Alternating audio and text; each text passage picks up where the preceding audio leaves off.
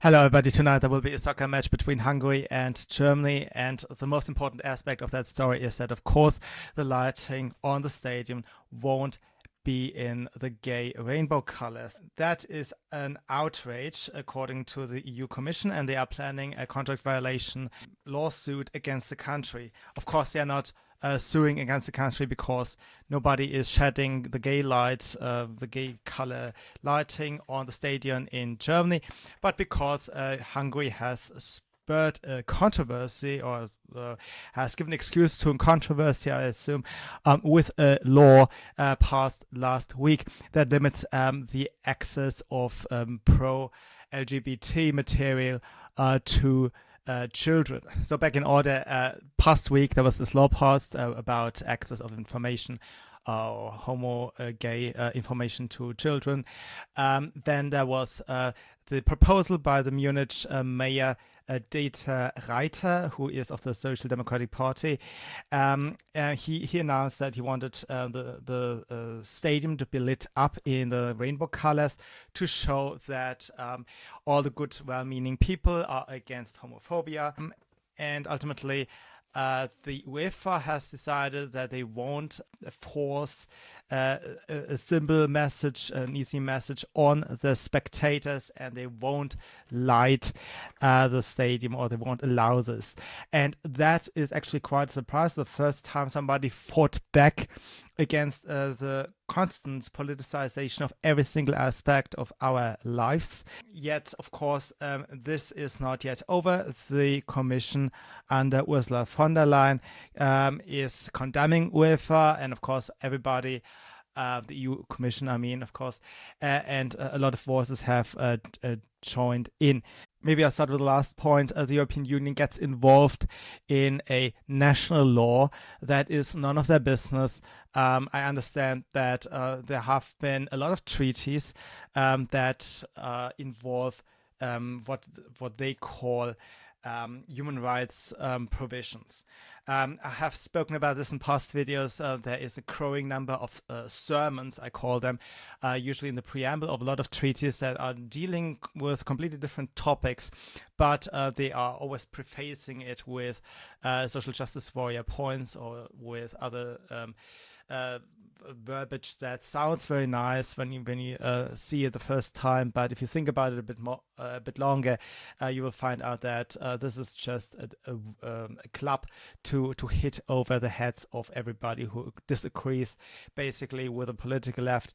And those treaties have actually been signed in the belief that when all these fiscal provisions that are constantly ignored can be ignored, then those, let's be nice and kind and cuddly to everybody, those provisions also don't really count. But when it comes to the law itself, I'm actually against that law.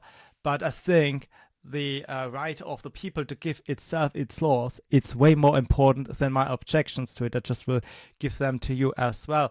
I think that the speech should not be limited unless it serves to put the guards down of children against pedophiles, which I don't think is likely to be the case with the propaganda that is flooding the schools right now in Europe. I don't know the details in America and so on, but I think by and large here in continental Europe, we don't see that now. So I don't see a danger here, and I also don't want to conflate homosexuality per se with pedophilia, but that could be a concern that legitimately would restrict my ambition to open as much speech as possible. The second possible objection is, of course, to expose children to actual pornography. That is a limit where I am not supportive of free speech. But cutting out these two things, I am normally okay with leaflets and maybe even individual lessons in schools about homosexuality or sexuality as such. I remember when I went to school, sex education meant that children were told, when a child grows in the body of a woman, her belly goes bigger, and it takes about 9 months, and then she will go to a hospital. Sometimes she will stay at home, but then somebody usually comes to assist her with a birth, and then it's a painful process, but everybody is happy in the end. That was about it. It was kind of child friendly. Okay, it was not pornographic. Sex education at that age used to be not pornographic, and there is a space for that. And later we would look at the pictures of fetuses and embryos. And this is basically the space in which I experienced sex education. I don't know how it is today. Maybe now you have the lesbian couples rushed in and they say, there is this dildo and you can shove it in this hole and in the behind it. But I don't know if that is the reality in any country. I don't think so. So what we are talking about is probably something that is still very benign. And I don't speak Hungarian, so I can't even look at any examples of the materials that the Hungarians object to. However, I have noticed that there is a lot of drive in the European Union. They have a missionary ambition to go to Poland and Hungary. Those are always the two countries they are obsessed about, and tell them something about homosexuality. They're constantly lectured as if homosexuality was something completely new to them. And I think it is missionary work we see here. And indeed, it looks a lot like missionary work. It looks like the Hungarians and the Polish must be converted into anti-Christianity, anti-Catholicism. As of now, homosexuals, transsexuals, and all the other queer people, the rainbow fleet, they can live their lives peacefully in these countries. There are no laws that ban them from any professions. There are no laws that restrict their lives, their everyday lives. They can speak freely. This is really only to limit some exposure to children. And RTL has come out.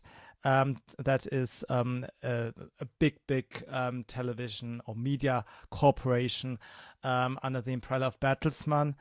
Penguin, the book publisher Penguin, for example, is also a part of Bertelsmann. You may check out that company and what subdivisions they have, because they are one of the largest media corporations in the world, and they are very active in America as well. So check those out. And RTL Klub has announced, so one of their channels, one of their TV channels in Hungary, that they may shift some of their shows, and they quoted some harmless shows like the sitcom Friends, for example, American shows, after the watershed time, 10 p.m. in the night, because they are afraid that somebody may come after them. I think this is an exaggeration. There was a similar law in the UK under Maggie Thatcher, and it never was enforced. It was basically symbolic for the most part, or it was supposed to hold back the efforts from these extreme militant groups. The new law is of the same nature. Nobody is going to sue a television channel because it airs old episodes of Roseanne and Friends, etc. So how is it that a law that's probably also just simply symbolic is passed? The reason is, as I've already hinted to, that the European Union is obsessed about Hungary and Poland, and they have constantly tried to remind the Polish and the Hungarians of the existence of homosexuals. And it's not that these are new things to Hungarians and the Polish. They are grown-up people. They know it already. Okay, so why is it that the European Union feels they have to constantly give lessons to Hungarians as if they were children? And the reason is possibly that the conservative side does not know how to fight back. As I've mentioned, that law is not my taste, because it is somehow restricting speech, and I really would like to see an as clean defense of the principle of speech as possible. That is really what we need. First and foremost, everything else can only be charted when we have kept that route open, in American English, or if we can expand speech rather. What Hungary failed to do so far in the past is that they don't have an equivalent to RTL, that television channel under the umbrella of Bertelsmann that I've mentioned. We don't have a Fox News in Germany that is giving a counter speech to what Angela Merkel and Ursula von der Leyen, the president of the EU Commission, now preparing the lawsuit against Hungary, what these people do. We have absolutely no voice here at all. So how is it that people are flocking to Russia today, and there is this huge void of homegrown conservative voices? Why isn't no money going into our communication? While there's Deutsche Welle in Hungary, I don't see Hungarian public broadcasting in Germany. While Hungarians are constantly informed about the existence of homosexuals, I don't see how Germans are constantly informed about the plagiarism in Ursula von der Leyen's doctoral thesis. So while Hungarians are constantly informed about left-wing and German views of the world, the Germans are not informed about Hungarian or conservative views of the world. This is a disparity, and that needs fixing. And I think a law that just stops the other side from speaking won't do it, and it's only symbolic anyway, and conservatives really have to up their game. In the same way, I want to ask you to send my stuff around, or to link to it from various places of the internet, including your personal emails maybe, so that the voice gets out. Thank you for listening, and I'll see you soon. Bye.